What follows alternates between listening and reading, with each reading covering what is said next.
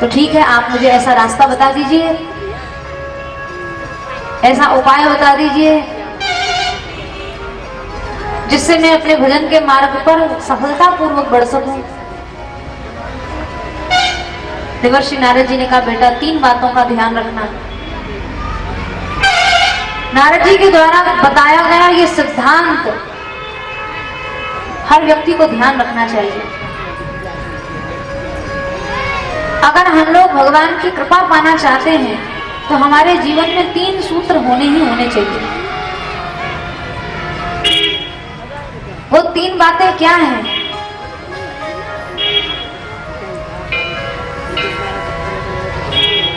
देवर्षि नारद जी महाराज ध्रुव जी को बता रहे हैं।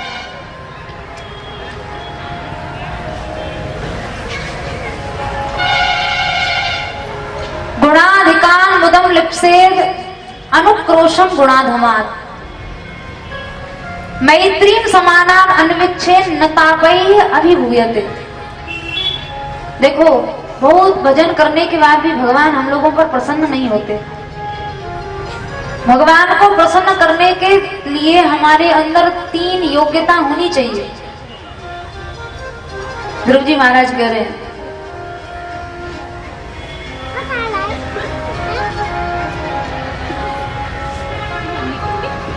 अपने से अधिक गुणवान को देखकर हमेशा प्रसन्न होना सीखो।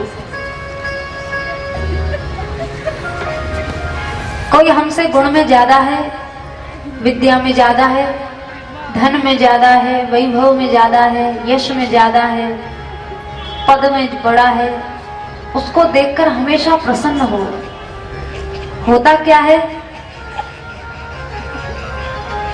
कि किसी भी व्यक्ति की बढ़ती हुई प्रगति को देखकर हम लोगों के अंदर मात्सर्य आ जाता है। मात्सर्य एक प्रकार के हृदय की जलन है। किसी भी व्यक्ति के उत्कर्ष को हम सह ना पाए और उसके प्रति हमारे मन में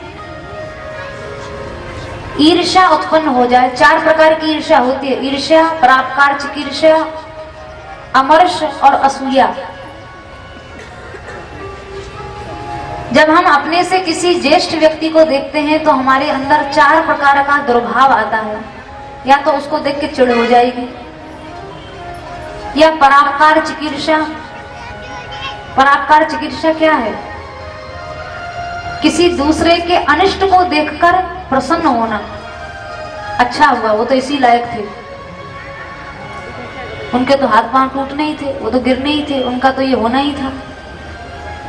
किसी दूसरे के अनिष्ट को देखकर हमारा मन प्रसन्न हो, ये ईर्ष्या का दूसरा प्रकार है, जिसको परापकार चिकीर्षा कहा है। तीसरा है अमर्ष। अमर्ष माने, अमर्ष बहुत बुरी बीमारी है। दूसरे का अनिष्ट करने के लिए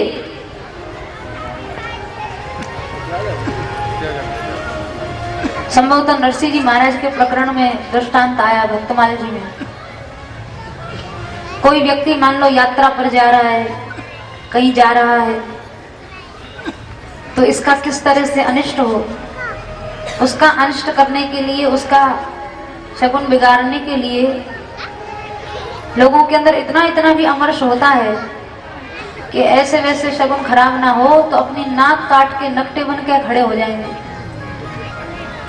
चाहे अपनी नाक ही काटनी पड़े दूसरे का बिगाड़ खाता करने के लिए, उसमें भी आदमी राजी रहता है। इसको कहते हैं अमर्ष। और चौथा ईर्ष्या का भाव है असूया। असूया माने गुण में भी दोष देखने की आदत को कहते हैं असूया। किसी व्यक्ति में 1000 गुण हैं, पर अगर हमारा उससे मात्सर्य है, द्वेष है, तो हमें उसका एक गुण नहीं दिखाई पड़ेगा, उसमें दोष ही दोष दिखाई देंगे। गुणों में भी दोष देखने का जो दुर्भाव है उसका नाम है असूया।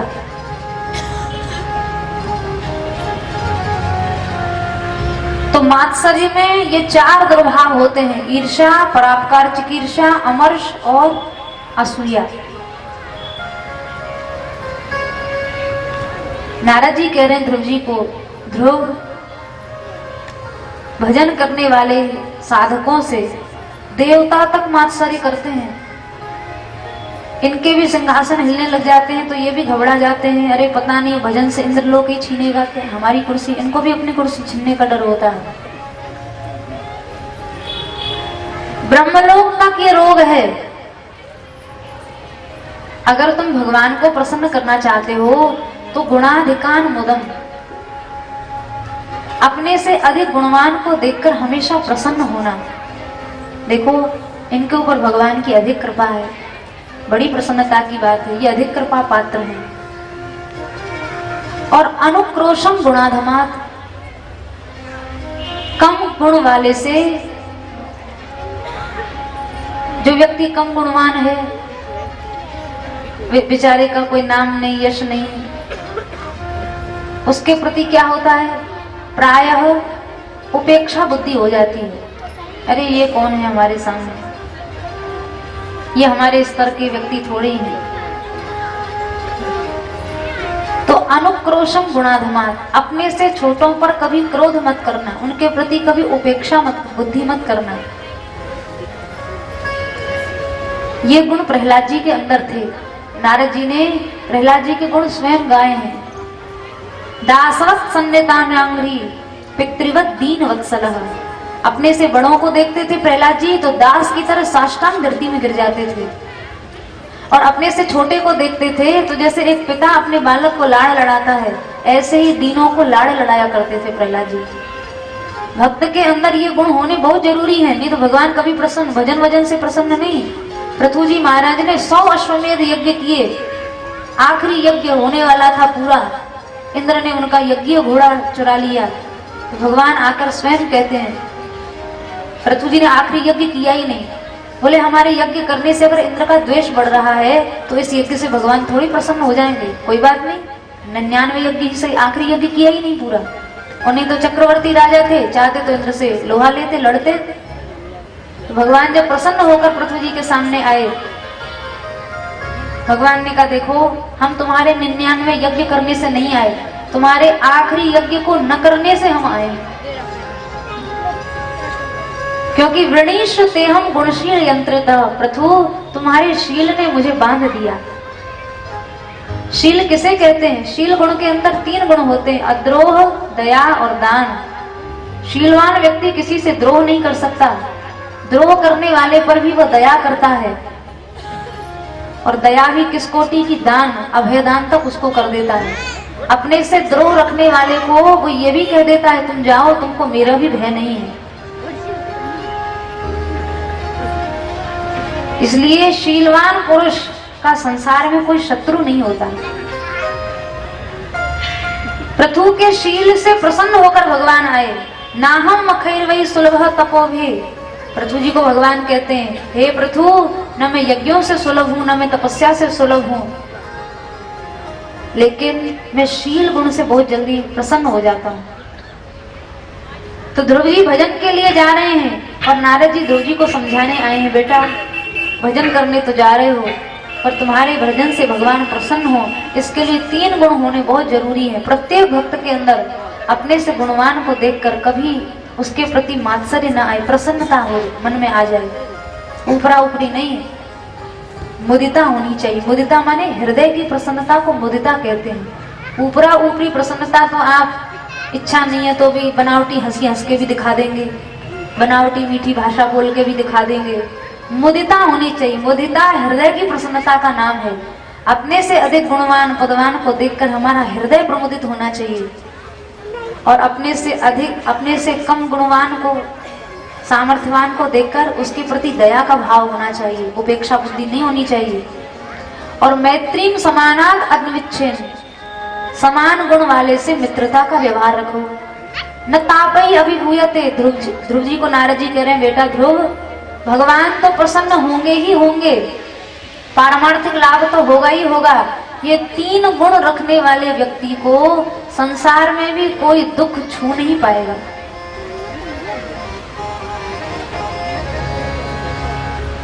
दूसरे के दिए दुख से आदमी कम दुखी होता है, अपने द्वेष से आदमी खुद ज्यादा जलता है।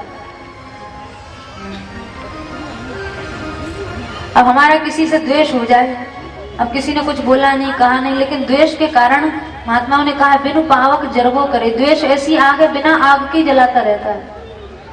24 घंटे में उसके अनर्थ की चिंता, अनर्थ की चेष्टा करेंगे, अनर्थ का चिंतन, उसका कैसे अमंगल हो, कैसे बिगाड़ हो, वो कैसे हमसे आगे ना जा पावे। द्वेषवश आदमी 24 घंटा द्वेर की आग में खुद ही जलता है। संतोषित गुण क्या है? कोई हमसे गुण में ज्यादा है, विद्या में ज्यादा है, धन में ज्यादा है, वैभव में ज्यादा है, यश में ज्यादा है, पद में बड़ा है, उसको देखकर हमेशा प्रसन्न हो। होता क्या है कि किसी भी व्यक्ति की बढ़ती हुई प्रगति को देखकर हम लोगों के अंदर मात्सर्य आ जाता है। मात्सर्य एक प्रकार के हृदय की जलन है। किसी भी व्यक्ति के उत्कर्ष को हम सह ना पाए और उसके प्रति हमारे मन में ईर्ष्या उत्पन्न हो जाए। 4 प्रकार की ईर्ष्या होती है, ईर्ष्या, परापकार, चिकीर्ष्या, अमर्ष और असूया। जब हम अपने से किसी ज्येष्ठ व्यक्ति को देखते हैं तो हमारे अंदर 4 प्रकार का दुर्भाव आता है। या तो उसको देख के चिढ़ हो जाएगी, या परापकार चिकीर्षा। परापकार चिकीर्षा क्या है? किसी दूसरे के अनिष्ट को देखकर प्रसन्न होना। अच्छा हुआ, वो तो इसी लायक थे, उनके तो हाथ पांव टूटने ही थे, वो तो गिरने ही थे, उनका तो ये होना ही था। किसी दूसरे के अनिष्ट को देखकर हमारा मन प्रसन्न हो, ये ईर्ष्या का दूसरा प्रकार है, जिसको परापकार चिकीर्षा कहा है। तीसरा है अमर्ष। अमर्ष माने, अमर्ष बहुत बुरी बीमारी है। दूसरे का अनिष्ट करने के लिए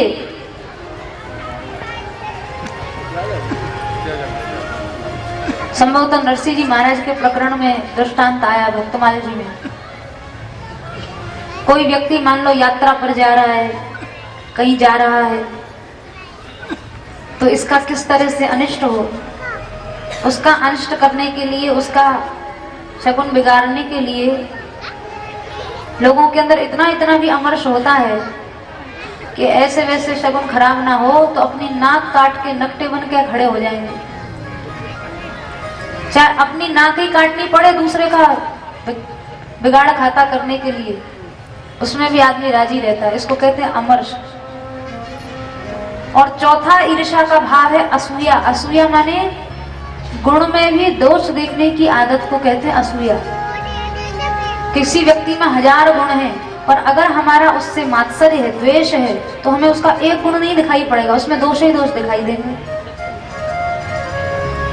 गुणों में भी दोष देखने का जो दुर्भाव है उसका नाम है असूया।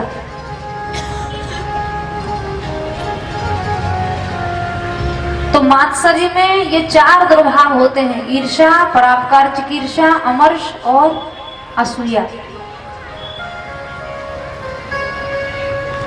नारद जी कह रहे हैं ध्रुव जी को, ध्रुव भजन करने वाले साधकों से देवता तक मात्सर्य करते हैं। इनके भी सिंहासन हिलने लग जाते हैं तो ये भी घबरा जाते हैं, अरे पता नहीं भजन से इंद्रलोक ही छीनेगा क्या हमारी कुर्सी। इनको भी अपनी कुर्सी छीनने का डर होता है। ब्रह्मलोक तक ये रोग है। अगर तुम भगवान को प्रसन्न करना चाहते हो तो गुणाधिकान मुदम, अपने से अधिक गुणवान को देखकर हमेशा प्रसन्न होना।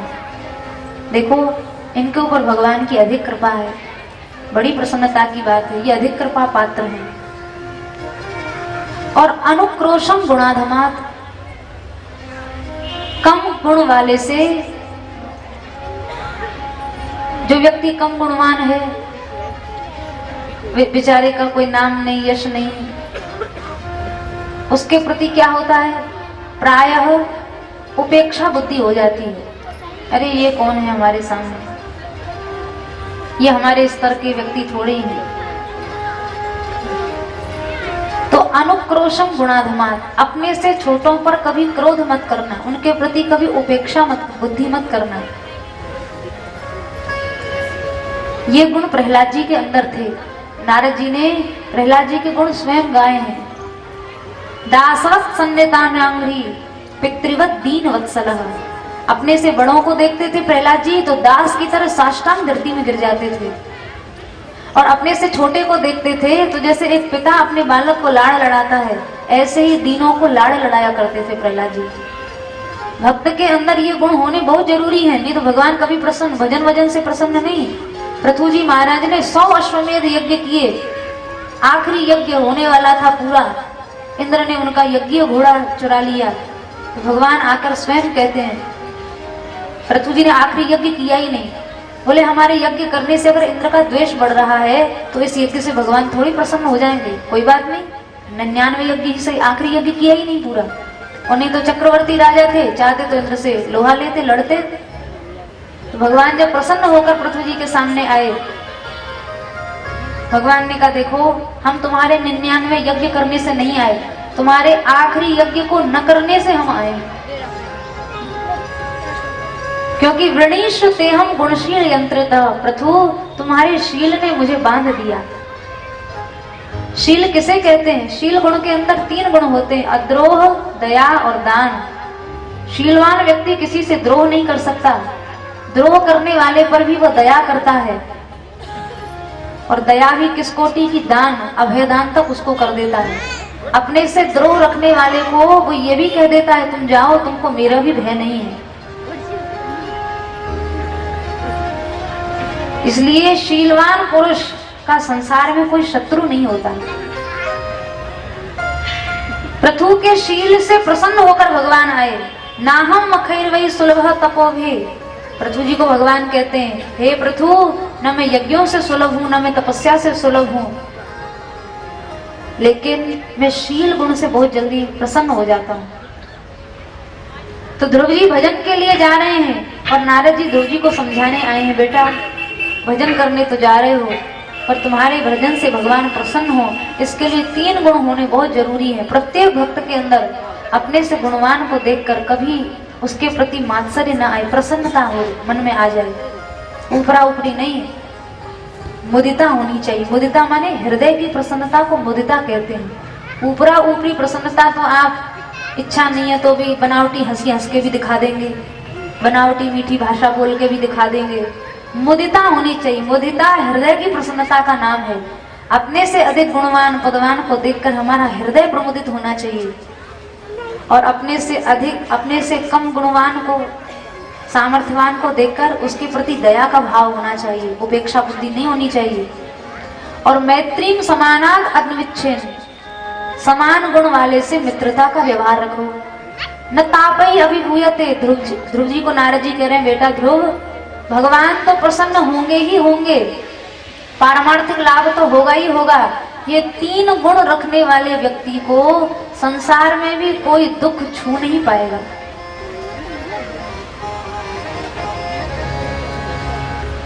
दूसरे के दिए दुख से आदमी कम दुखी होता है, अपने द्वेष से आदमी खुद ज्यादा जलता है।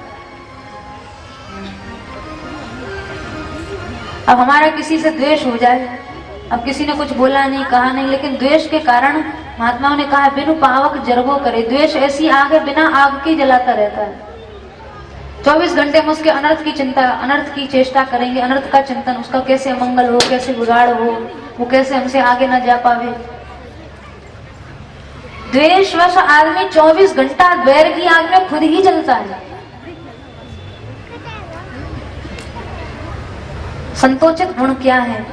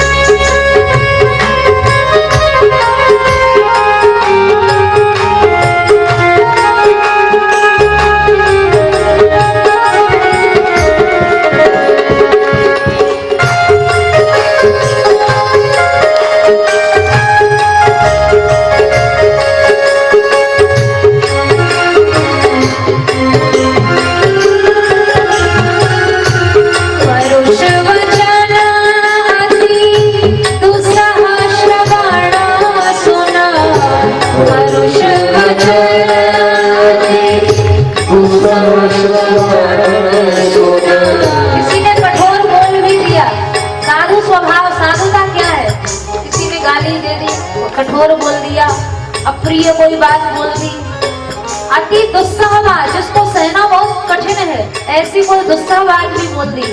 लेकिन हे नाथ, तेई पावक नाद हमको, तेई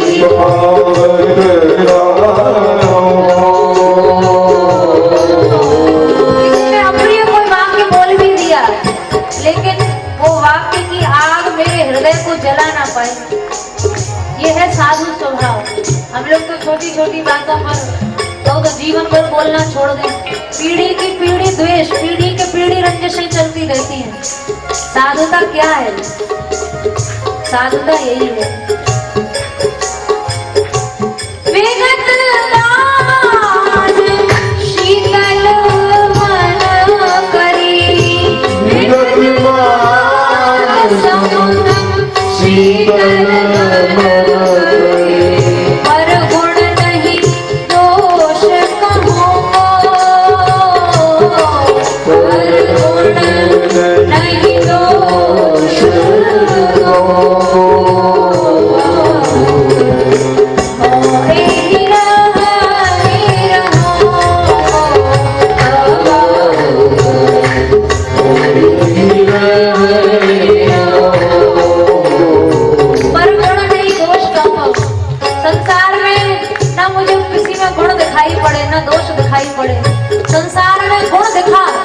हो जाएगी और दोष देखा तो द्वेष हो जाएगा। इसलिए दोष देखना हो तो अपने में देखो और गुण देखना हो तो भगवान में और भगवान के भक्तों में। संसार में ना गुण दिखाई पड़े ना दोष दिखाई पड़े। तुलसीदास प्रभु यही पथ रहेंगे, तुलसीदास यही पथ रहेंगे, अभी चल हरि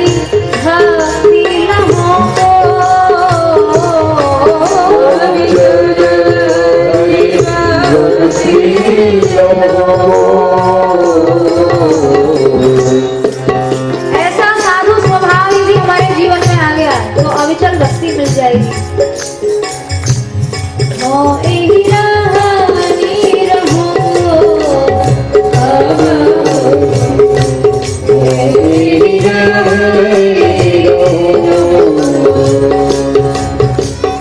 नारद जी महाराज ने गुरु जी को यही सिखाया, भजन करने तो जा रहे हो, अविचल भक्ति मिले इसके लिए ये 3 गुण हमेशा याद रखना।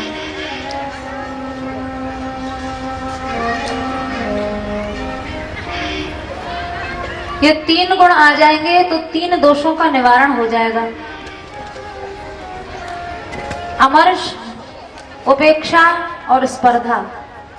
अपने से अधिक गुणवान को देखकर अमर्ष होता है, समान गुण वाले से स्पर्धा, होड़ लग जाती है, आगे ना निकल जाए हमसे।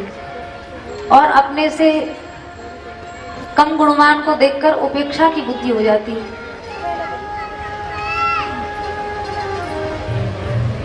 अगर बड़े को देखकर मुदिता मन में आ गई, बराबर वाले को देखकर मैत्री धर्म आ गया, छोटे वाले पर दया करना आ गया, तो अमर्ष, स्पर्धा और उपेक्षा ये 3 दोष जीवन से चले जाएंगे। और जहाँ ये 3 दोष गए, बस श्री ठाकुर जी जी ऊपर प्रसन्न हो जाएंगे। भगवान प्रसन्न हो इसके लिए ये 3 चीजें होनी बहुत जरूरी है। नहीं तो जीवन भर भजन भी करते जा रहे हैं, स्पर्धा भी बनी हुई है, मात्सर्य भी बना हुआ है, भगवान ऐसी भक्ति से प्रसन्न होने वाले नहीं है।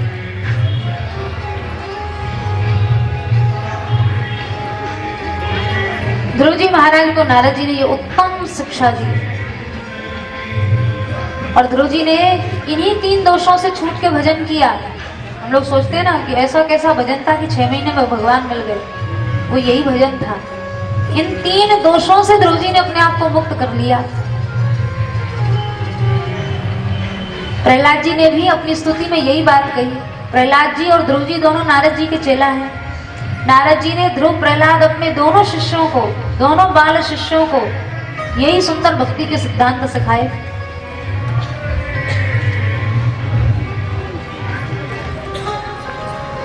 प्रहलाद जी नरसिंह भगवान से स्तुति में कह रहे हैं, हे प्रभु,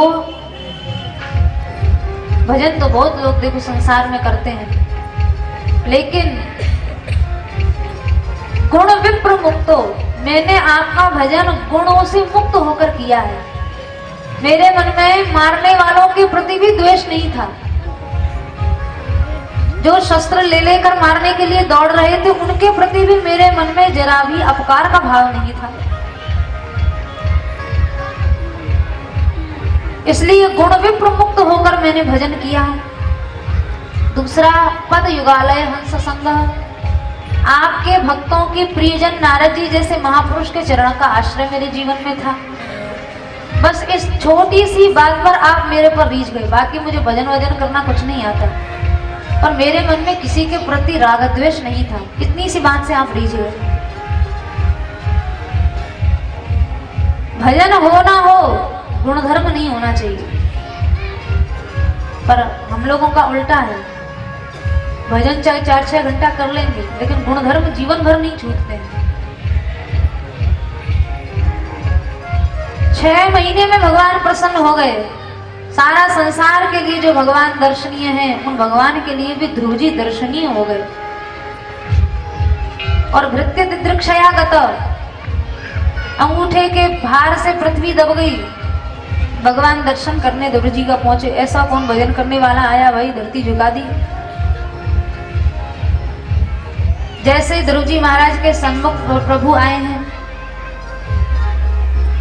बस श्री ध्रुव जी महाराज तो चरणों में गिर गए। हे नाथ, मुझे आपसे कुछ नहीं चाहिए। नूनम विमुष्ट मते तव माययाते, ये त्वाम भवाप्य विमोक्षणम अन्य हेतो हो। संसार में उन मूर्खों की बुद्धि भ्रष्ट हो गई है जो आपको पाकर भी मुर्दा के भोगों को चाहते हैं। संसार में किसी भी विषय वस्तु का भोग मुर्दे को भोगने जैसा है। कुणप कहते हैं मुर्दे को, क्योंकि ये सब नाशवान विषय हैं। इनको भोगने वाले भी नाशवान ही हैं। ऐसा समझो जैसे मुर्दा मुर्दे को भोगकर संतुष्ट हो रहा है। मुर्दे को जब छूना और देखना भी पाप है, तो उन मुर्दा तुल्य भोगों को भला मैं आपसे क्यों चाहूंगा। जो आपसे संसारी विषय भोग चाहते हैं, हे नाथ, उनकी बुद्धि को माया ने हर लिया है। पर मुझे यह सब नहीं चाहिए। आप तो कृपा करें। केवल कृपा रूप संपत्ति की इच्छा है और कोई इच्छा मुझे नहीं है। ध्रुव जी ने कितनी चतुराई से मांगा।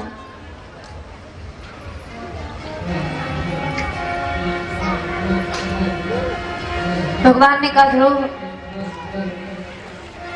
तुमको लौकिक भोग तो मिलेगा ही, भले ही तुम्हें इच्छा नहीं है, पर मेरी इच्छा समझ लो 36,000 वर्ष तक तुम्हें भी राज्य तो करना है।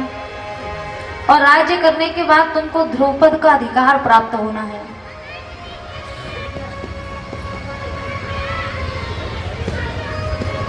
ध्रुव जी को 36,000 वर्ष तक राज्य की आज्ञा भगवान ने क्यों दी, जबकि ध्रुव जी जैसे निष्काम भक्त को इस तरह से माया में भगवान के द्वारा ही फंसाए जाना उचित नहीं था। ध्रुव जी ने कहा, हे नाथ, मुझे 36,000 वर्ष के लिए क्यों आप राज्य देना चाहते हैं। भगवान ने ध्रुव जी को उनका पूर्व जन्म दिखा दिया। भगवान ने ध्रुव जी को उंगली से संकेत किया, ध्रुव देखो। ध्रुव जी ने दृष्टि की तो वहां सैकड़ों सैकड़ों अस्थियों के पर्वत खड़े हुए थे, हड्डियों के पहाड़ खड़े हुए थे। ध्रुव जी बोले, नाथ, मैं समझ नहीं पा रहा हूं, ये किसकी अस्थियां हैं। भगवान ने कहा, ये तुम्हारी अस्थियां हैं। इतने जन्म तुमने भजन कर करके निकाल दिए। हेलो, हजारों जन्म हुए, खूब भजन किया, फिर शरीर छूटा, फिर वहां से आगे का भजन शुरू हुआ, फिर शरीर छूटा, फिर वहां से आगे का भजन। हजारों हजारों जन्म तुम्हारे भजन में निकल गए। पूर्व जन्म तुम्हारा आखिरी जन्म था और तुमको भगवान की प्राप्ति होने ही वाली थी कि बीच में एक व्यवधान आ गया। एक राजा की सवारी निकल रही थी बाजे गाजे के साथ। उसके वैभव को देखकर तुम्हारे मन में इच्छा हो गई, अरे मैं भी राजा का बेटा होता तो मेरा भी ऐसा ही वैभव होता। कहा तो तुम्हें भगवत प्राप्ति होने ही वाली थी, और कहा थोड़ी सी कामना ने कई 100 वर्षों का अंतराल पैदा कर दिया। तो तुम राजा के बेटे भी बन गए, पर फिर भी तुम्हारे भाग्य में तो राज्य तुमको मिला नहीं। विमाता ने तुमको गोदी से उतार कर भगा दिया। सुनीति ने जरूर तुम्हें मेरा भजन करने का मार्ग दिखाया, पर तुम्हारे मन में कहीं ना कहीं सूक्ष्म राज्य की वासना तो छिपी ही हुई थी। व्यक्ति की कामना, व्यक्ति से हमारे अंदर क्या कामना है हमसे भले ही छिप जाए, पर भगवान से नहीं छिप सकती। हमारे अंदर की सूक्ष्म वासनाओं को हम भले ही ना जान पाए, पर भगवान तो जानते हैं। उस सूक्ष्म वासना ने अब तुमको 36,000 वर्ष तक तुमको राज्य करना पड़ेगा। उसके बाद भी तुम ध्रुव पद प्राप्त करोगे, और ध्रुव पद का काल जब तुम्हारा समाप्त होगा तब कहीं जाकर तुमको मेरे लोक की प्राप्ति होगी। हम सोचते ना ये तो छोटी सी कामनाएं हैं, छोटी सी इच्छा, ये छोटी वोटी कुछ नहीं है। ये छोटी छोटी कामनाएं हम लोगों को भगवान से सुदूर कर देती हैं, बहुत दूर कर देती हैं।